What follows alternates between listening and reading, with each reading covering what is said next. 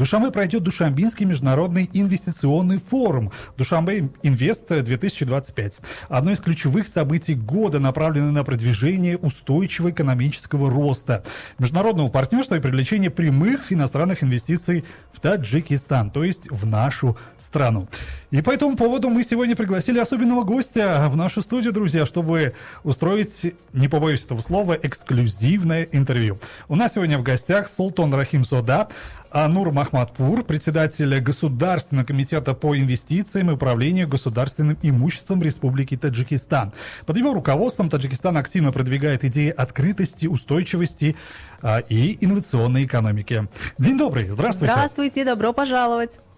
Добрый день. Добрый день. Большое спасибо за приглашение, предоставленную возможность поделиться информацией о проведении вот этого замечательного форума, о котором вы отметили, Душанбе Инвест 2025 год. Ну и, конечно, это возможность также предоставить информацию о том, что делается правительством для привлечения инвестиций, который является действительно важным для дальнейшего развития экономики нашей страны. Спорить не будем, на самом деле это задача не из легких. Да, не из легких, очень важная, да. И сразу вот тогда расскажите нам, пожалуйста, о главной цели проведения Международного инвестиционного форума Душанбе Инвест 2025 и вообще, что делает этот форум важным, вот как для Таджикистана, так и для международного бизнес-сообщества. Как вы отметили, привлечение инвестиций является архиважным и сложным заданием, скажем, и поэтому одной из главных целей Душанбинского инвестиционного форума 2025 года это презентация возможностей Республики Таджикистан для привлечения инвестиций в различные сектора экономики, а также предоставление информации соответствующим инвесторам, предоставление платформы для обмена информацией, получения информации о новых трендах в инвестиционном сообществе на глобальном уровне. И таким образом, конечно, подписание соответствующих документов о сотрудничестве, инвестиционных соглашений, которые смогут предоставить возможность нашей экономике в дальнейшем развиваться. Вообще, долго ли формировалась вот идея создания такого форума? В принципе, проведение инвестиционных форумов является одним из таких важных инструментов для привлечения инвестиций в экономику любых стран. Например, мы можем сказать, допустим, Ташкентский инвестиционный форум, который проводится ежегодно, Астанинский экономический форум или Санкт-Петербургский экономический форум. Такие же форумы проводятся и в странах залива.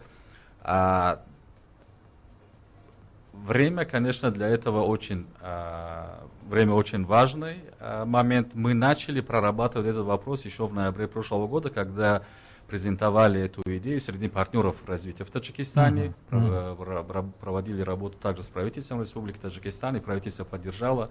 То есть мы определенную работу уже сделали, и сейчас находимся на более активной фазе по формированию программы, приглашению участников и проведению самого форума более содержательно и интересно для того, чтобы сделать такой действительно импакт, аттрактив, скажем, да, чтобы инвесторы получили больше информацию и были заинтересованы в инвестировании в экономику Таджикистана. Ну, конечно же, у нас есть уже партнеры, это АБР, это ЕБРР, это наши доноры, соорганизаторы отчасти. Какую все-таки роль они тоже будут играть на данном форуме? Партнеры по развитию Таджикистана, как и исходит из названия, партнеры по развитию. То есть они всегда поддерживают усилия правительства для любого вида развития, особенно если это нацелено на устойчивое развитие. Вот, форум, который мы проводим в этом году, первый раз мы проводили в 2023 году, такой инвестиционный форум в городе Душанбе. То есть намерение правительства на данный момент проведение таких форумов биенниальный, да, то есть один раз в 2 года. Дальше мы потом посмотрим. В этом году основной мотто или девиз форума – это зеленые инвестиции. Зеленые инвестиции, возможности сегодня для устойчивого будущего. Поэтому те партнеры по развитию, которые работают в Таджикистане, они вовлечены. У нас есть такой инклюзивный процесс, поэтому мы много работу подготовительную проводим с участием наших партнеров по развитию, включая Всемирный банк, Азиатский банк развития, АФС, Европейский союз, EBRD и других, которые действительно заинтересованы в том, чтобы сделать этот форум интересным и плодотворным, скажем. Ну а как, в принципе, Таджикистан намерен позиционировать себя и, в принципе, данный форум как площадку для устойчивых, экологических ориентированных инвестиций? Есть ли вообще конкретные оценки проектов по экологическим и социальным стандартам, может быть?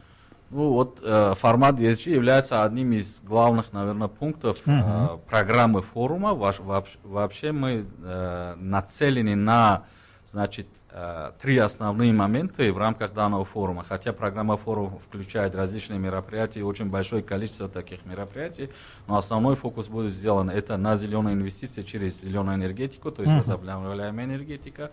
Второй момент это диджитализация, да, цифровизация или цифровая трансформация. И третье, вот эта модель ESG, который должен быть использован в реализации любых проектов, которые будут сделаны, имплементированы в Таджикистане в будущем. Да, ну скажите тогда, пожалуйста, еще, а вот что делает, да, как раз-таки удобной платформой для венчурного капитала и стартапов, вот как раз-таки, да, и будут ли выделяться какие-то форматы для молодых предпринимателей, возможно, да, инновационных лабораторий каких-то, акселераторов? Вот я сказал об инклюзивности, это один из главных принципов по подготовке и проведению данного форума. Когда я говорил инклюзивность в процессе подготовки, это означает привлечение партнеров по развитию и других заинтересованных сторон в подготовке самого форума. Это начиная от формирования программы форума, тематик, структуру программы и привлечения главных спикеров. И второй момент инклюзивности – это насколько различные слои инвестиционного сообщества, включая стартапов, будут вовлечены в мероприятие самого форума. Поэтому программа форума включает достаточно широкий диапазон различных мероприятий, начиная от пленарных заседаний, панельных дискуссий, круглых столов, питч-сессий. Мы будем проводить также различные тренинги и мастер-классы. И как раз основная часть, которая будет задействована в рамках данного инвестиционного форума, как слушатели, это будут молодые специалисты, стартаперы, которые будут иметь возможность получить мастер-классы от ведущих, скажем, инвесторов, тех людей, которые уже добились многого успеха в этом направлении. Ну и также послушать и политиков, и инвесторов, и бизнес-лидеров, которые будут делиться своей информацией, своими знаниями в рамках данной площадки. Поэтому я думаю, для молодых стартаперов и тех, которые занимаются в рамках венчурных фондов, венчурного капитала, для них будет достаточно большая возможность ознакомиться вот с новыми трендами и в том числе, может быть, с теми барьерами, которые другие сталкивались. Для них это будет хорошим уроком для того, чтобы использовали это в своей практике для дальнейшего развития своего бизнеса. Ну и малый и средний бизнес также будет представлен. Само собой. Но хотелось бы также узнать, можно ли привести примеры уже успешных инвестпроектов последних лет, реализованных в Таджикистане, которые могли бы тоже стать некой витриной возможностей форума. таваҷҷӯҳ кунед, ин ҷум метавонист таблиғи маҳсулоту хизматрасонии шумо бошад. Дар ютуб канали мо онро садҳо ҳазор кас мебинад. муаррифии зебо, сатри равон ки ҳатман ба он бинанда таваҷҷӯҳ мекунад, интегратсияи табиии таблиғи шумо. Таблиғ дар аввал, миёна ва ҳамон ҷое ки аз назарҳо пинҳон намемонад. мо ҳузури шуморо дар ютуб ҷолиб, диданӣ ва ба манфиат мекунем. 4141 занг бизанед. Конечно, можно здесь разделить вообще несколько кейсов. Во-первых, это государственный кейс, то есть это те проекты, которые инициированы правительством Республики Таджикистан. И здесь таким хорошим примером может быть строительство Рагунской ГЭС. Вы знаете, давно это строится, но в последние несколько лет правительство работает с партнерами по развитию под амбреллой, скажем, зонтом Всемирного банка для того, чтобы привлечь финансовые ресурсы для завершения строительства этого архиважного проекта для Таджикистана. И в этом контексте правительством уже согласовано или достигнута договоренность с 11 фондами развития и финансовыми институтами для реализации, для привлечения их инвестиций, для реализации этого проекта. Здесь я могу отметить, что в прошлом году и позапрошлом году, 2023-2024 год, было подписано уже соглашение на сумму около $1 миллиарда США для реализации данного проекта. И вообще есть намерение для того, чтобы, значит, за счет вот этих различных фондов и финансовых институтов правительство намерено мобилизовать около $4 миллиардов США для реализации этого проекта. И Рагун, почему вот столько финансовых институтов вовлечены в этот процесс и заинтересованы вкладываться сюда, потому что это является уникальным примером как раз ESG проекта или экологически устойчивого, скажем, проекта, то есть или зеленых инвестиций, потому что, во-первых, это возобновляемая гидроэнергетика, доступная, устойчивая электроэнергия, во-вторых, это возможность устойчиво управлять водными ресурсами, снизить риски, значит, стихийных бедствий, таких как наводнения, сели, смягчить последствия засухи. Ну и вместе с тем это огромный вклад в плане снижения выбросов углекислых газов в атмосферу, потому что было подсчитано, что если такой же объем электроэнергии, который будет вырабатываться Рагунской гидроэлектростанцией, и будет вырабатываться на базе электростанции с использованием мазута или угля, допустим, ежегодные выбросы составят около 14 миллионов тонн в год. При использовании мазута это будет 10, и при использовании натурального газа, природного газа, это составит около 7 миллионов тонн в год. То есть это пример действительно вот такого проекта, который является очень важным для достижения устойчивого развития. Вот то, что мы говорим, мото, да, возможности сегодня для устойчивого будущего, это вот как раз уникальность примера Рагуна в этом плане. Второй проект, я думаю, что это проекты, которые реализовываются при участии частного сектора Таджикистана.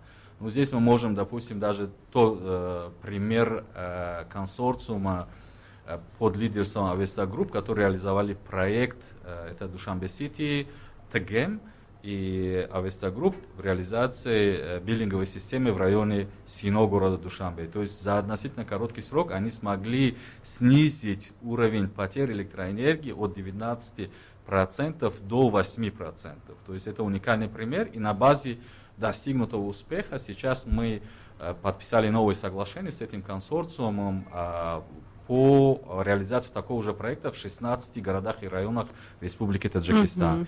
И третий кейс – это кейс иностранных инвесторов, которые успешно работают в Таджикистане. Мы можем здесь в основном сказать несколько кейсов. Допустим, если первый – это китайские компании Покрут, Заравшан, таджикско-китайская горно-промышленная компания, которые работают и начали уже строить металлургические заводы в Таджикистане. Они, значит, в основном занимаются майнингом, да, добычей, и сейчас они наладили производство и доведение до конца, то есть они золото в основном, и серебро, и медь выпускают уже в Таджикистане.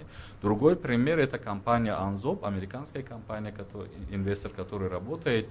И они увеличили добычу сурмы в Таджикистане, и сейчас Таджикистан, в принципе, на глобальном уровне занимает 3-е место в мире по добыче вот этого архиважного, скажем, минерала, который необходим для Green Transition. И, кстати, одна из сессий данного форума будет как раз посвящена Critical Raw Minerals, говорят, то есть это критически важные материалы, которые необходимы для перехода на зеленую экономику, и интерес каждый год очень возрастает. И Таджикистан достаточно богат, то есть вот этими ресурсами, которые необходимы. И я думаю, что мы через вот этот форум сможем также привлечь больше внимания инвесторов для реализации таких проектов в Таджикистане.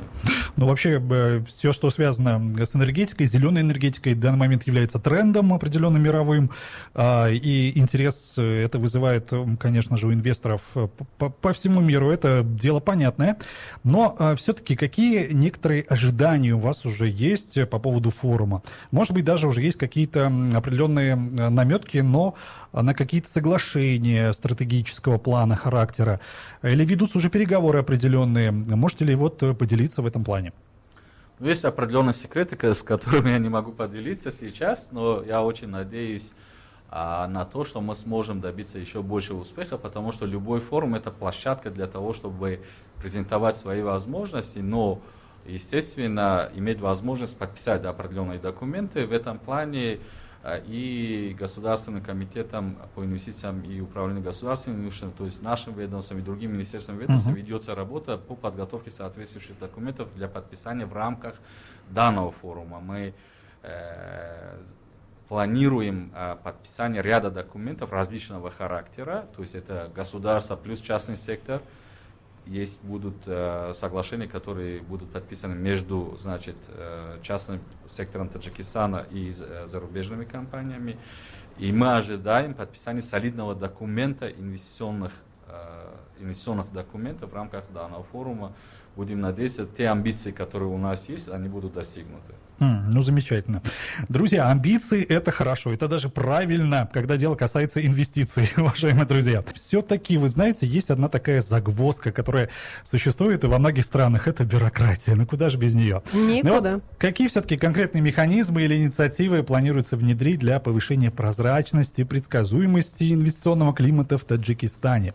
Рассматриваются ли реформы, регулирование или какая-то цифровизация интересная, которая поможет сократить бюрократию? Вы правы, я думаю, что цифровизация, курс, на который сейчас активно ведет правительство Республики Таджикистан, это будет сильным таким аргументом и механизмом для прозрачности, скажем, ведения бизнеса и снижения тех барьеров, которые имеются как в продвижении бизнеса, так и в работе самого правительства, я думаю. В этом контексте правительством придается особое внимание развитию цифровизации. Вы знаете, принята программа в этом контексте и ведется большая работа. Второй момент, который я бы здесь хотел отметить, то есть то, что правительство Республики Таджикистан ведет такую работу уже достаточно много лет. И за последние несколько лет мы проводили, или правительством проведено очень много реформ. И последние изменения в 2025 году правительством было принято, а дальше парламентом страны одобрено новый закон. Мы объединили два закона, которые существовали, об инвестициях, об инвестиционном соглашении, в единый закон, который называется «Закон об инвестициях и поощрении инвестиционной деятельности». И этот закон регулирует много отношений, предоставляет возможность устранения тех барьеров, которые имеются, а также предоставляет дополнительные возможности как для привлечения инвестиций, так и для реализации инвестиционных проектов, которые есть в Таджикистане. Следующий момент – это принятие правительством Республики Таджикистан стратегии привлечения инвестиций в Республику Таджикистан до 2040 года. Это относительно новый документ, было принято в конце июня, в прошлом месяце. Эта стратегия определяет основные направления для реализации инвестиционной деятельности в Таджикистане и также приоритетные сферы, которые являются, скажем, более интересными для инвесторов, начиная от энергетики и заканчивая до транспорта, сельского хозяйства, сюда входит и промышленность, конечно, туризм, IT, банкинг, финансовая деятельность. То есть все эти сферы сейчас охвачены данной стратегией, и мы начали работать над реализацией данной стратегии. Как раз эти закон и стратегический документ, который определяет видение правительства до 2040 года, они создают достаточно хороший фундамент для как привлечения инвестиций, так и реализации инвестиционной деятельности в Республике Таджикистан. таваҷҷӯҳ кунед, ин ҷум метавонист таблиғи маҳсулоту хизматрасонии шумо бошад. Дар YouTube канали мо онро садҳо ҳазор кас мебинад. муаррифии зебо, сатри равон ки ҳатман ба он бинанда таваҷҷӯҳ мекунад. Интегратсияи табиии таблиғи шумо. Таблиғ дар аввал, миёна ва ҳамон ҷое ки аз назарҳо пинҳон намемонад. мо ҳузури шуморо дар YouTube ҷолиб, диданӣ ва ба манфиат мекунем. 4141 занг бизанед. Спасибо большое. Да, спасибо. Господин Рахимзода, а скажите, пожалуйста, рассматривается ли участие Таджикистана в транснациональных инвестиционных проектах? Например, в рамках китайской инициативы есть, «Пояс и путь», или других каких-то региональных инициатив Центральной Азии. Вообще какие-то есть ожидания от таких интеграций? Конечно, Таджикистан является частью «Один пояс, один путь». Это достаточно большой такой транснациональный, скажем, транснациональная инициатива Китайской Народной Республики, которая реализуется уже много лет. И в рамках данного проекта в Таджикистане уже также реализовано несколько проектов. Это финансовая поддержка в основном через правительство Китайской Народной Республики. И здесь входит ряд секторов, которые являются важным, но среди них я бы, наверное, подчеркнул, в основном это транспортный сектор, поскольку реализуется очень много проектов в транспортной сфере, таким образом предоставляя возможность Таджикистана иметь больше коннективити, скажем, с регионом, другими странами Центральной Азии и самой Китайской Народной Республикой. Но вообще, как оценивается конкурентоспособность Таджикистана в регионе, в мире, в плане инвестиций? Здесь мы в самом начале отметили, Ну, мы что отметили преимущества. является очень сложным, наверное, процессом привлечения инвестиций, и каждая страна должна иметь свою изюминку, скажем, чтобы быть более привлекательной для инвесторов. Для Таджикистана это является еще больше сложным, ввиду того, что Таджикистан по отношению с другими государствами это небольшая страна, то есть рынок достаточно, скажем, Локальный. ограниченный, да, который является одним из основных аргументов для любых инвестиций. Второй момент, то есть у нас нет выхода к морю. Поэтому я думаю, что есть несколько моментов, которые делают Таджикистан более привлекательным по отношению к другим странам. Прежде всего, это ресурсы возобновляемой энергетики. Опять же, мы переходим к зеленым инвестициям, которые являются основным трендом, может быть, последних лет, и в будущем это будет сохраняться. И Таджикистан в этом контексте имеет преимущество. Во-первых, по вовлечению инвесторов в такие инвестиционные проекты, как, допустим, зеленая энергетика, то есть это и гидроэнергетика. Сейчас, допустим, только около 5% нашего гидроэнергетического потенциала использован. 95% ждут инвестиций для будущего. В будущем. Второй момент в плане renewable energy, возобновляемой энергетики, это и солнце, и ветер, достаточно большие ресурсы, и правительство только начинает реализовывать такие крупномасштабные проекты. Сейчас инициируется проект при поддержке Всемирного банка на реализацию солнечной электростанции мощностью 200 мегаватт. Правительство уже уважаемым президентом было отмечено в позапрошлом году, по-моему, для того, чтобы в следующие 3 года мы реализовывали проекты на общим объемом где-то 1500 мегаватт солнечных и ветровых электростанций. Правительство сейчас очень активно продвигает эти проекты. Мы очень надеемся, что в рамках инвестиционного форума в Душанбе у нас будет возможность подписывать, может быть, даже такие соглашения. Следующий момент это участие иностранных компаний, инвесторов в реализации critical raw minerals, то есть реализации таких инвестиционных проектов, которые позволяют добывать, перерабатывать и производить минералы, которые необходимы для зеленого перехода. Это и серебро, и литиум, и сурма, и медь, и другие. И другим важным моментом и уникальным, наверное, уникальной возможностью Таджикистана является то, что у нас сейчас около 98% электроэнергии вырабатывается на базе возобновляемых источников энергии, в основном гидро. И это делает продукцию, произведенную в Таджикистане, конкурентоспособным на глобальном рынке. Почему? Потому что сейчас в мире идет такая тенденция по внедрению карбонового налога. Допустим, в 2023 году в Швеции это было введено 130 евро за 1 тонну углекислого газа, скажем. Да, в Канаде $36 было, и они хотят довести до $170 в 2030 году. В Великобритании это 60 фунтов стерлингов, это около где-то $77-80 США. И даже в таких развивающих странах, как Чили, допустим, там тоже внедрили карбоновый налог $5 за 1 тонну. И даже в Таджикистане в прошлом году под эгидой Всемирного банка был выпущен отчет по Таджикистану Climate and Development, и одна из рекомендаций Всемирного банка и партнеров по развитию было, чтобы даже в Таджикистане внедрили карбоновый налог. То есть очевидно, что в ближайшем будущем такие рекомендации будут сделаны многим странам. И если страны введут такой налог, это будет немножко обременительно для той продукции, которая произведена, скажем, на базе использования невозобновляемых источников энергии. Поэтому продукция, которая будет произведена в Таджикистане инвесторами, она будет уже сертифицирована, как будет иметь зеленый сертификат, Green Investment, да?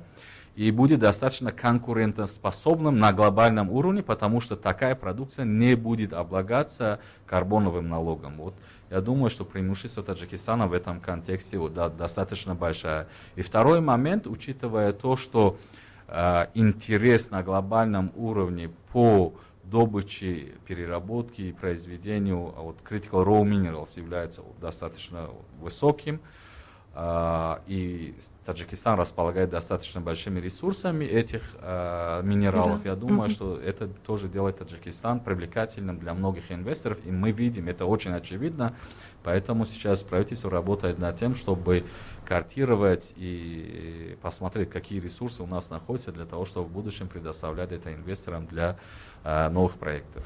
Инвестиции — это конкуренция, это борьба в любом случае. А кто вот в регионе наш главный конкурент за инвестиции? Ну, я бы сказал, все являются конкурентами, потому что инвестиция — один из основных способов привлечения финансовых ресурсов для дальнейшего развития и экономического, и социального. Поэтому все страны региона, они делают очень большие усилия по привлечению инвестиций. Это и Кыргызская республика, и Узбекистан, и Казахстан, если вот регион Центральной Азии посмотреть. Поэтому достаточно большая конкуренция, но, как я уже отметил, каждая страна имеет свои изюминки, имеет свои преимущества. И поэтому наша цель через Международный инвестиционный форум Душанбе Инвест 2025 год привлечь внимание и инвестиции международных компаний в нашу экономику. А что, возможно, вы бы хотели перенять у наших соседей? Что-то интересное. Может, уже, да. Ну, в Узбекистане, допустим, сейчас сильно развивается механизм государственно-частного партнерства. Поэтому мы изучили опыт Республики Узбекистан в этом контексте. На данный момент подготавливаем определенные проекты крупномасштабные. У нас тоже реализовываются проекты ГЧП, да, государственно-частного партнерства, но они не являются такими емкими, как бы хотелось. Поэтому сейчас нашим Госкоминвестом подготавливаются определенные предложения правительству Республики Таджикистан для внедрения или для реализации крупномасштабных проектов в рамках государственно-частного партнерства. В Кыргызской республике они реформируют налоговую систему и таможенную систему путем цифровизации, а также внедрения новых льгот для малого бизнеса в основном, тоже очень поучительно, поэтому мы тоже изучаем всегда, значит, что сработало в соседних странах для того, чтобы имплементировать тоже это в Таджикистане, чтобы тоже иметь возможность, наверное, привлечь больше инвестиционных ресурсов и предоставить возможность малому и среднему бизнесу развиваться более успешно. Ну, замечательно. А у нас остается очень мало времени до конца нашего эфира, и буквально вот такой вот вопрос. Вообще, в принципе, как вы оцениваете инвестиционный климат и предпринимательскую среду Таджикистана в сравнении с условиями бизнеса наших соседних стран? Наших соседей, скажем как так. я уже отметил, правительством делается очень многое, и принят новый закон, принята стратегия, до этого была принята также программа поддержки развития частного сектора в Таджикистане, а также программа поддержки женского предпринимательства в Таджикистане. То есть это вот те инструменты, которые создают хорошую основу для дальнейшего продвижения бизнеса в Таджикистане. Я думаю, что инициатива уважаемого президента Республики Таджикистан, лидера нации, в прошлом году, когда через послание парламенту было сказано об объявлении моратории до 2027 года, это создал тоже определенный придал определенный импульс дальнейшему развитию. Если посмотреть, допустим, рост числа предпринимателей в Таджикистане за 6 месяцев этого года по относительно, значит, этого же периода прошлого года. То есть, если в прошлом году рост был 3-4%, в этом году 4-6%. Это является очень достаточно хорошей цифрой. То есть, это придал дополнительный импульс тому, чтобы значит, средний и малый бизнес в основном развивался более быстрее. Как я уже отметил, каждая из стран региона, не только региона, и вообще во всем мире делает различные инициативы, реформирует путем и налоговой системы, и предоставления таможенных льгот, других институциональных реформ. Они делают все возможное для того, чтобы предоставить больше возможностей для развития среднего и малого бизнеса. В прошлом году совместно с Генеральной прокуратурой мы проводили совещание, как поддержать средний и малый бизнес в Таджикистане, предпринимателей в Таджикистане, чтобы не было вот такого определенного давления со стороны. И я сделал небольшую калькуляцию, честно говоря, и для себя вывел, что количество предпринимателей, субъектов предпринимательства в Таджикистане, на сегодня это 375 тысяч, а в прошлом году это было где-то 360 тысяч предпринимателей, да.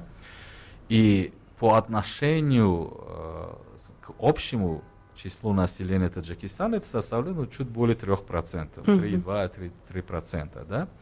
Эти 3,3% дают около 70% внутреннего валового продукта Таджикистана. Да ладно. Они, вот эти 3,5% или чуть более 3%, они обеспечивают около 60% занятости населения.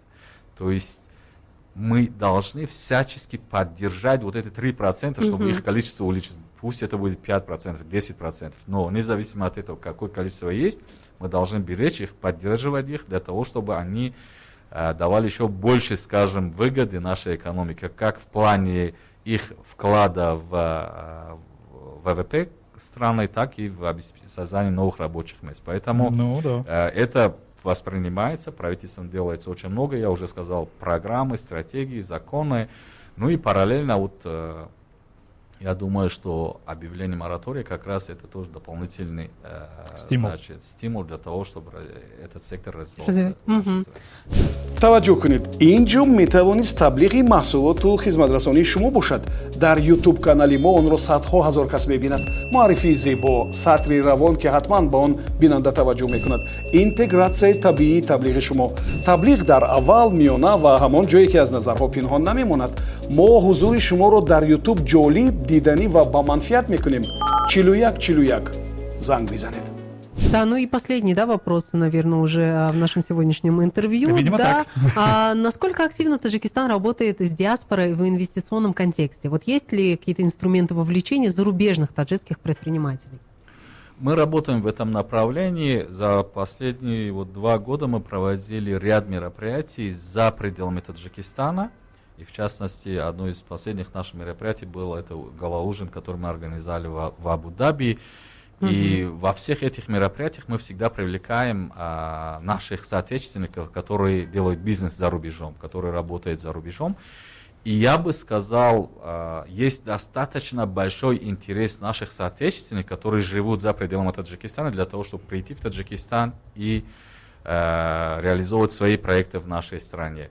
В этом контексте совместно с Таджинвест мы начали такую инициативу, это бизнес-инвест-атташе. То есть привлекаем наших соотечественников за рубежом как атташе Таджинвеста, и они на добровольной основе помогают нам в нескольких планах. То есть, во-первых, это реклама, презентация инвестиционных возможностей Таджикистана и в целом страны за рубежом. Во-вторых, привлечь инвестиции, организовать диалог, найти хороших партнеров, работать с ними для того, чтобы они приехали в Таджикистан, инвестировали в нашу экономику. И в-третьих, через этот механизм мы привлекаем их самих для того, чтобы они работали, чтобы они были частью вот этого таджикского общества, которое работает на благо страны. Поэтому этот проект успешно работает. И в рамках Душанбе Инвест 2025 год мы планируем также организовать круглый стол без галстука. Приглашаем наших соотечественников, которые работают за рубежом, и приглашаем министров, руководителей министерств ведомств Таджикистана в встречу без галстуков, чтобы сидеть лицом к лицу и говорить. То есть вот это B2G формате, то есть открытые вопросы, открытый диалог для того, чтобы сделать, скажем, хорошую основу, чтобы привлечь наших соотечественников в дальнейшем, дальнейшей инвестиционной деятельности в нашей стране. Замечательно. Спасибо за обстоятельную беседу. Мы для себя сегодня открыли много интересного.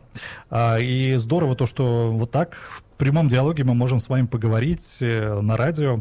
Для нас это большая честь. Спасибо огромное, то, что посетили нас и провели с нами время. Конечно, спасибо большое, господин Рахимзода, во-первых, что еще нашли время, потому что, это тоже очень ценный ресурс. И, конечно, мы теперь уже тоже будем рады вас видеть вновь в нашей студии, поэтому приходите к нам почаще. Большое спасибо. Еще раз тоже был рад иметь такую хорошую беседу. Я думаю, что многие слушатели вашего радио, а также, может быть, и читатели газеты получат возможность быть информированными о том, что происходит.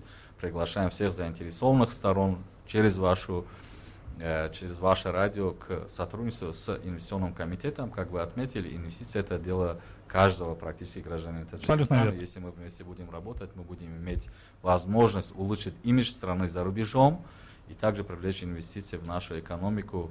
Ну и большое спасибо команде Азия Плюс для того, что предоставили такую возможность. Приглашаем вас также к партнерству с нашим Госкоминвестом для продвижения хороших идей и инициатив, которые могут выставить Таджикистан на глобальной арене как страны, имеющие хорошие возможности для зеленых инвестиций. Спасибо. Спасибо огромное. Друзья, ну что, «Второе дыхание» завершает на сегодня свою трудовую деятельность. Но вернемся мы, как всегда, уже завтра в 11 часов 10 минут. Всем, уважаемые друзья, пока-пока и удачи. Удачи, хорошего настроения и побольше положительных эмоций, друзья. Это главное. Пусть сегодняшний день будет хорошим, добрым и продуктивным. Встретимся с вами завтра в это же самое время. Пока-пока.